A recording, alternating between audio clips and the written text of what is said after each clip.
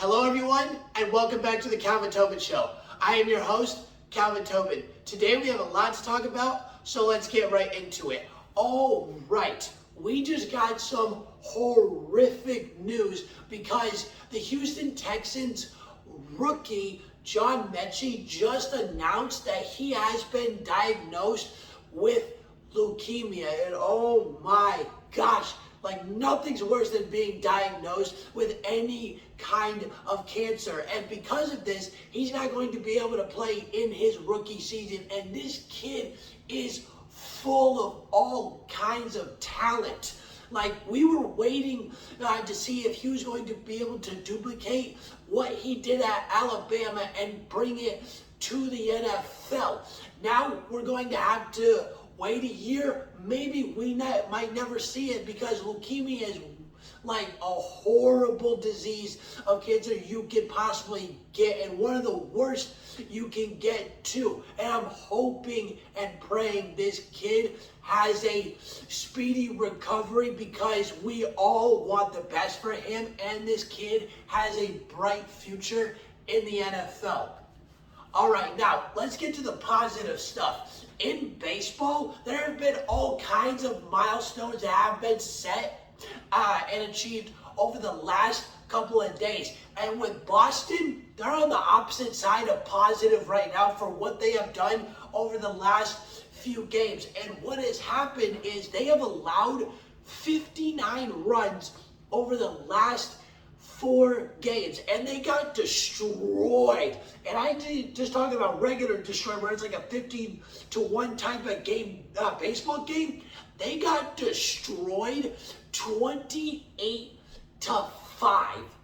Boston allowed the most amount of runs in one game in franchise history, and with allowing 59 runs over those 4 losses, they're allowing nearly 15 runs a game, 14.75 to be exact. Like, Boston just cannot seem to get it together right now. It cannot win at all, and it seems like anybody can score on them right now, because New York and Toronto for sure can, and they're putting up these kind of numbers. Like, that's scary for a baseball team, especially when they got destroyed 28-5. Like, Boston needs to get it together.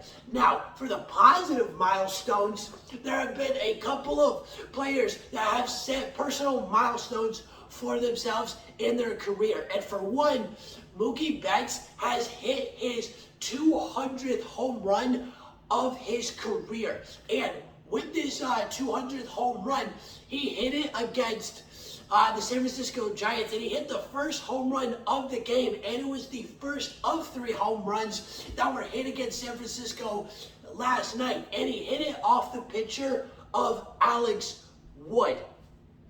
Now, with this 200th home run milestone for Mookie Betts, there's a couple of milestones. There's another milestone that he could set this season, because right now they are the Dodgers are 93 games into their season, and Mookie Betts, with hitting his 200th home run, also hit his 22nd home run of the season.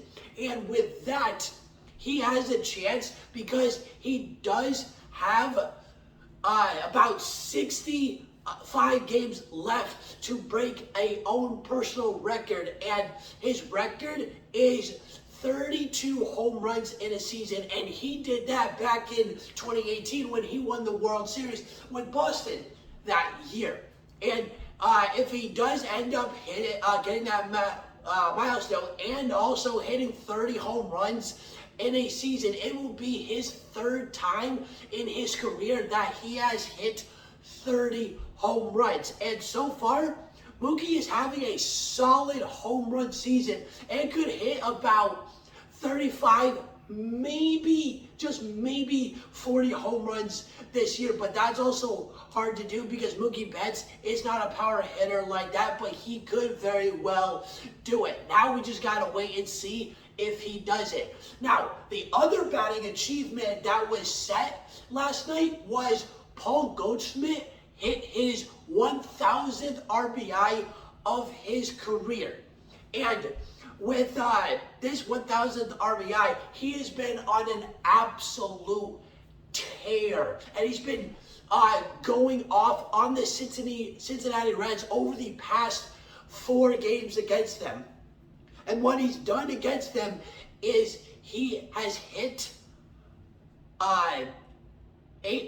4 home runs. He's got 8 hits, 5 runs, and 10 RBIs against the Cincinnati pitchers. Absolutely destroying the bat left and right.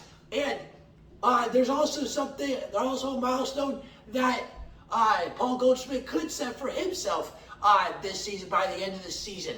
Now, he has 74 RBIs for the season, and he is 90, and the Cardinals are 97 games into their season right now, so they have 65 games left to play, and he could hit his 400 RBI of his career by the end of the season. And he has come up short a few times where he could have hit 100 RBIs in a season in his career 7 times. He has a chance to do it 4 times if he does it this year, but he's very close to doing it 7 times. He was 5 short in 2016, he was 3 short in 2018, and he was 1 short last year. With 26 RBIs left to go and now having 1,001 RBIs of his career, he's also the 292nd player in MLB history to hit 1,000 RBIs. Now, for the St. Louis Cardinals, they know how to drive in runs because they have 4 players that have hit over 900 RBIs in their career, with the Golden Boy Albert Pujols hitting 2,170, Paul Goldschmidt hitting 1,001, Yadier Molina hitting 1,008, and Nolan Arenado hitting 924. The Cardinals just know how to score because these guys know when to score and when the right time, because they can get runs in all day and all night because they love getting those runners in. Now, running ain't no joke for Sydney McLaughlin, and she has become a ridiculous racer in the Olympics. Now, with Sydney McLaughlin, she has continued to break world record after world record. Like, McLaughlin's speed just isn't a joke. Like, when the Olympics are on and she's racing, you better have that TV on and have your face glued to the screen, because every time she has ran a race, she has broken a world record every single time. And it's crazy because over the last 13 months, she has broken the world record in 400-meter hurdles 4 times. And her teammate, her USA teammate, Delilah Muhammad, she had the record a couple of times herself. She broke the world record twice in 2019, where she broke it the first time in July, and then later down the road, a few months later in October, she broke it again. And then in the last 13 months, including this 400-meter hurdle race that she just did, she's broken the world record every single time. Every single time. McLaughlin's speed is unmatched in women racing. Like, you just don't want to race her, because every time she races, she will smoke you. Like, absolutely smoke you. Because with this racing in the 400-meter hurdles, she broke her own world record, not just by a 100th of a second, not even by a millisecond or even a 1,000th of a second. She broke it. She broke it by 0.73 of a second. 0.7 of a second. Like, what? Her original world record was 51.41, and she broke it by having a time of 50.68. 50.68. She absolutely annihilated her record. Like, McLaughlin's speed, and I can't say this enough, just isn't a joke. Like, it's crazy, like, how fast she is, and she is changing the racing game in the Olympics, and she is now a champion because for a while, even though breaking these world records, she's done it in trials, but she has raced other people, but was never that champion. And with finally this 400-meter hurdle race, she's finally an Olympian and finally a champion, and she finally got her gold medal. And McLaughlin is changing the game for all women when it comes to racing. And changing teams between Calgary and Florida has us all hockey fans shook, because this trade was the biggest trade of the free agency of 2022 so far. And what this trade was is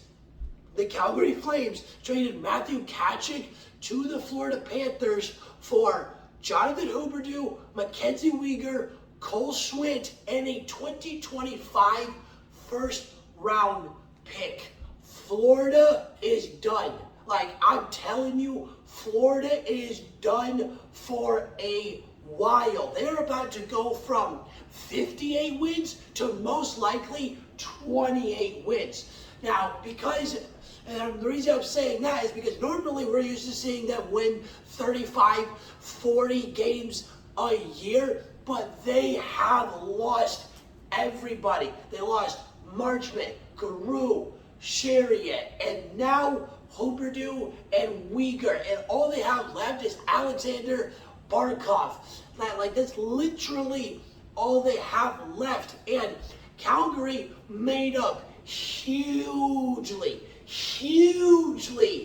for losing to Tkachuk and Goudreau. Now they got Huberdeau and Weegar to make up for it. The Calgary Flames are going to be right back in the playoffs, while the Florida Panthers are going to be sitting back and having to think about all the mistakes that they have made in this trade, because Florida, they're about to be like a 25 to 30 win team, potentially worse than that. I don't know, because who knows what the new coach can do.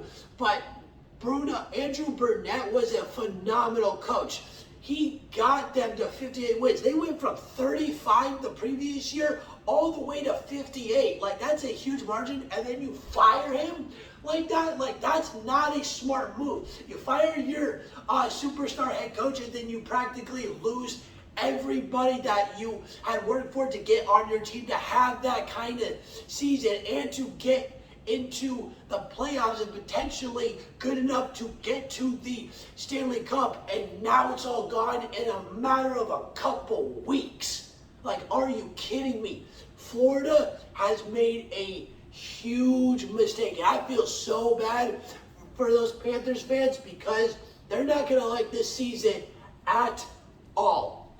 All right, that's the end of the Calvin Tobin Show. Please subscribe to my channel so you don't miss out on any sports media. And please follow me on Instagram at Calvin Tobin Show so you don't miss out on any sports news whatsoever. And I'm out.